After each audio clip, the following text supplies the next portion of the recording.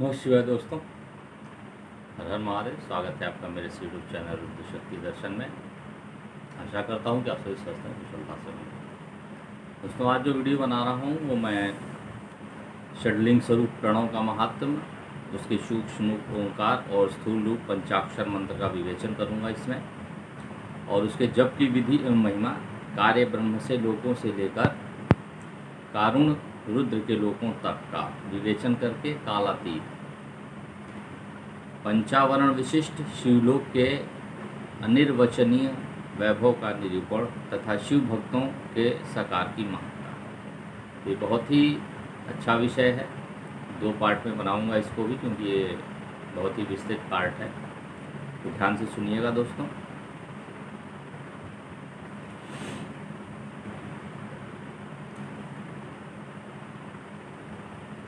भगवान शिव की कृपा से ही मैं इस विषय का वर्णन करूंगा। वे भगवान शिव हमारी और आप लोगों की रक्षा का भारी भार बारंबार स्वयं ही ग्रहण करें। प्रणव नाम से प्रकृति से उत्पन्न संसार रूपी महासागर का प्रणव इससे पार करने के लिए दूसरी नाव है, इसलिए ओंकार को प्रणव की संज्ञा देते हैं। ओंकार अपने जप करने वाले साधकों से कहता है, प्रपंच नहीं है तुम लोगों के लिए। अतः इस भाव को लेकर भी ज्ञानी पुरुष ओम को प्रणव नाम से जानते हैं। इसका दूसरा भाव यूँ है कि यह तुम सब उपासकों को बलपूर्वक मोक्ष तक पहुंचा देगा। इस अभिप्राय से इसके ऋषि मुनि प्रणव कहते हैं। अपना जप करने वाले योगियों तथा अपने मंत्र की पूजा करने वाले उपासक को समस्त कर्मों का नाश करके यह दिव्य नूतन ज्ञान देता है, इसलिए इसका नाम प्रणव है। उन माया रहित महेश्वर को ही नव अर्थात नूतन कहते हैं। वे परमात्मा प्रकाट्य रूप से नव अर्थात शुद्ध रूप हैं, इसलिए प्रणव कहलाते हैं। प्रणव साधक को नव अर्थात नवीन शिवरूप कर देता है, इसलिए भी विद्वान पुरुष के प्रणव नाम से जानते हैं। अथवा प्रकृष्ट रूप से नव दिव्य परमात्मा ज्ञान प्रकट करता है, इसलिए यह प्रणव है। प्रणव के 2 भेद बताए गए हैं, स्थूल और सूक्ष्म। एक अक्षर रूप जो ओम है उसे सूक्ष्म प्रणव जानना चाहिए, और नमः शिवाय इस 5 अक्षर वाले मंत्र को स्थूल प्रणव समझना चाहिए। उसमें 5 अक्षर व्यक्त नहीं है, वह सूक्ष्म है, और इसमें 5 अक्षर सुस्पष्ट रूप से व्यक्त हैं, वह स्थूल है। जीवन मुक्त पुरुष के लिए सूक्ष्म प्रणव के जप का विधान है, वही उसके लिए समस्त साधनों का सार है। वह अपनी देह का विलय होने तक सूक्ष्म प्रणव मंत्र का जप और उसके अर्थभूत परमात्मा तत्व का अनुसंधान करता रहता है। जब शरीर नष्ट हो जाता है तब वह पूर्ण ब्रह्म स्वरूप शिव को प्राप्त कर लेता है। यह सुनिश्चित बात है। जो अर्थ का अनुसंधान ना करके केवल मंत्र का जप करता है उसे निश्चय ही योग की प्राप्ति होती है। जिसने 36 करोड़ मंत्र का जप कर लिया हो उसे अवश्य ही योग प्राप्त हो जाता है। सूक्ष्म प्रणव के ही ह्रस्व और दीर्घ से भेद 2 रूप जानने चाहिए, आकार, उकार, मकार, बिंदु, नाद, शब्द, काल और कला। इनके युक्त जो प्रणव है उसे दीर्घ प्रणव कहते हैं। वह योगियों के ही हृदय में स्थित है। मकार पर्यंत जो ओम है वह 3 तत्वों से युक्त है। इसी को ह्रस्व प्रणव कहते हैं। शिव है, शक्ति है और मकार, इन दोनों की एकता है। वह त्रित स्वरूप है, ऐसा समझकर ह्रस्व प्रणव का जप करना चाहिए। जो अपने समस्त पापों का क्षय करना चाहते हैं उनके लिए ह्रस्व प्रणव का जप अत्यंत आवश्यक है। पृथ्वी, जल, तेज, वायु, आकाश, ये 5 भूत तथा शब्द, स्पर्श आदि इनके 5 विषय, ये सब मिलकर 10 वर्ष में मनुष्य की कामना विषय हैं। इनकी आशा मन में लेकर जो कर्मों के अनुष्ठान में संलग्न रहते हैं वे 10 प्रकार के पुरुष प्रवृत्त कहलाते हैं, तथा वे निष्काम भाव से शास्त्र विहित कर्मों का अनुष्ठान करते हैं। वे निवृत्त कहे गए हैं। प्रवृत्त पुरुषों को ह्रस्व प्रणव का ही जप करना चाहिए और निवृत्त पुरुषों को दीर्घ प्रणव का। व्याहृतियों तथा अन्य मंत्रों के आदि में इच्छानुसार शब्द और कला से युक्त प्रणव का उच्चारण करना चाहिए। वेद के आदि में और दोनों संध्याओं की उपासना के समय भी ओंकार का उच्चारण करना चाहिए। प्रणव का 9 करोड़ जप करने से मनुष्य शुद्ध हो जाता है और फिर 9 करोड़ का जप करने से वह पृथ्वी तत्व पर विजय पा लेता है। तत्पश्चात पुनः 9 करोड़ का जप करने से वह जल तत्व को जीत लेता है। पुनः 9 करोड़ जप करने से अग्नि तत्व पर विजय पाता है। तदंतर फिर 9 करोड़ जप करने पर वह वायु तत्व पर विजयी होता है। फिर 9 करोड़ जप करने से आकाश को अपने अधिकार में कर लेता है। इसी प्रकार 9 करोड़ जप करने से वह क्रमशः गंध, रस, रूप, स्पर्श और शब्द पर विजय पाता है। इसके बाद फिर 9 करोड़ का जप करके अहंकार को भी जीत लेता है। इस तरह 108 करोड़ प्रणों का जप करके उत्कृष्ट बोध को प्राप्त हुआ पुरुष शुद्ध योग का लाभ करता है। शुद्ध योग से युक्त होने पर वह जीवन मुक्त हो जाता है, इसमें संशय नहीं है। सदा प्रणव का जप और प्रणव रूपी शिव का ध्यान करते करते समाधि में स्थित हुआ महायोगी पुरुष साक्षात शिव ही है,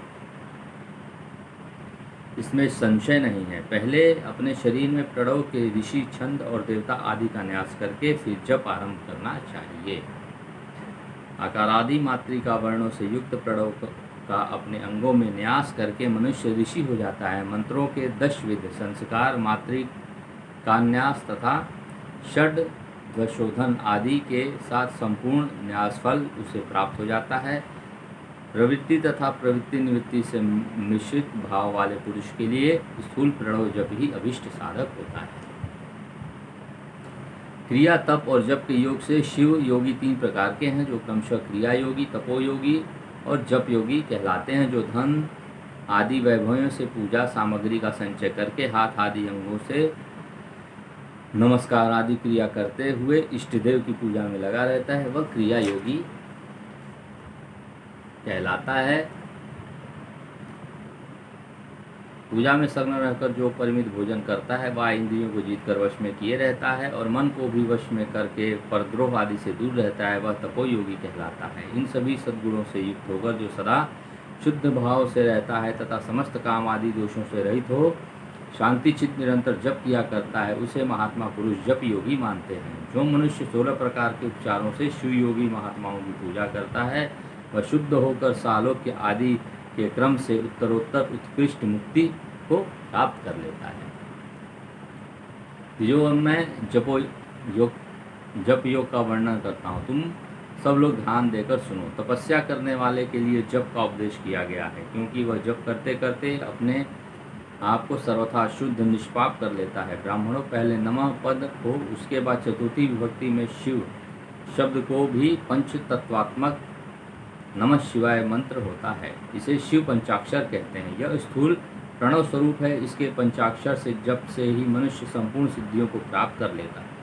पंचाक्षर मंत्र के आदि में ओंकार लगाकर ही सदा जप करना चाहिए। द्विजो, गुरु के मुख से पंचाक्षर मंत्र उपदेश पाकर जहाँ सुखपूर्वक निवास किया जा सके ऐसी उत्तम भूमि पर महीने के पूर्व पक्ष शुक्ल में प्रतिपदा से आरंभ करके कृष्ण पक्ष की चतुर्दशी तक निरंतर जप करता रहे। माघ और भादव के महीने अपना विशिष्ट महत्व रखते हैं। यह समय सब समयों में उत्तमोत्तम माना गया है। साधकों को चाहिए कि वह प्रतिदिन एक बार परिमित भोजन करे, मौन रहे, इंद्रियों को वश में रखे, अपने स्वामी और माता पिता की नित्य सेवा करे। इस नियम से रहकर जप करने वाले पुरुष 1 सहस्त्र जप से ही शुद्ध हो जाता है, अन्यथा वह ऋणी होता है। भगवान शिव का निरंतर चिंतन करते हुए पंचाक्षर मंत्र का 5 लाख जप करें। जप काल में इस प्रकार ध्यान करें, कल्याणदाता भगवान शिव कमल के आसन पर विराजमान है। उनका मस्तक श्री गंगा तथा चंद्रमा की कला से सुशोभित है। उनकी बाईं जांघ पर आदिशक्ति भगवती उमा बैठी हैं। वहाँ खड़े हुए बड़े बड़े गण भगवान शिव की शोभा बढ़ा रहे हैं। महादेव जी अपने 4 हाथों में मृग मुद्रा, टंक तथा वर एवं अभय की मुद्रा धारण किए हुए हैं। इस प्रकार सदा सब पर अनुग्रह करने वाले भगवान सदाशिव का बारंबार स्मरण करते हुए हृदय अथवा सूर्यमंडल में पहले उनकी मानसिक पूजा करके फिर पूर्वाभिमुख होकर पूर्वक पंचाक्षरी विद्या का जप करें। उन दिनों साधक सदा शुद्ध कर्म ही करे। जप की समाप्ति के दिन कृष्ण पक्ष की चतुर्दशी को प्रातःकाल नित्य कर्म करके शुद्ध सुंदर स्थान में शौचादि संतोष आदि नियमों से युक्त हो शुद्ध हृदय से पंचाक्षर मंत्र का 12 सहस्त्र जप करे। तत्पश्चात 5 सपत्निक ब्राह्मणों का जो श्रेष्ठ शिवभक्त हों वर्ण करें। इसके अतिरिक्त वह एक श्रेष्ठ आचार्यवर का भी वर्ण करें और उसे सांब सदाशिव का स्वरूप समझे। ईशान, तत्पुरुष, अघोर, वामदेव तथा साध्योजात, इन पांचों के प्रतीक स्वरूप 5 ही श्रेष्ठ और शिवभक्त ब्राह्मणों का वर्ण करने के पश्चात पूजन सामग्री को एकत्र करके भगवान शिव का पूजन आरंभ करें। विधि पूर्वक शिव के पूजन संपन्न करके होम आरंभ करें। तो दोस्तों पहला भाग था जिसमें आपको ये सारी डिटेल्स मैंने बताई हैं कि प्रणव षड स्वरूप प्रणव का महात्मा क्या होता है, ओंकार का सूक्ष्म रूप क्या है, स्थूल रूप क्या है, पंचाक्षर मंत्र का विवेचना की गई है इसमें विधिवत। तो ये बहुत ही गूढ़ चीज़ें हैं और इसको ध्यान दीजिएगा और अपने ग्रुप में इसे शेयर करिएगा, इससे कि सही पूजन विधि पता चल जाए पंचाक्षर मंत्र की और कैसे मंत्र का जाप किया जाता है, कैसे उच्चारण किया जाता है, क्या फल मिलता है, किस तिथि में किस तिथि से किस तिथि तक इसका जप करने से ज़्यादा लाभ होता है।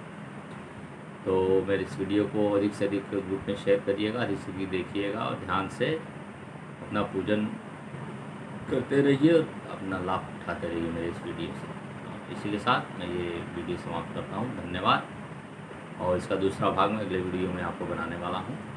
धन्यवाद दोस्तों। हर हर महादेव, नमः शिवाय, जय माँ आदिशक्ति देव। धन्यवाद दोस्तों।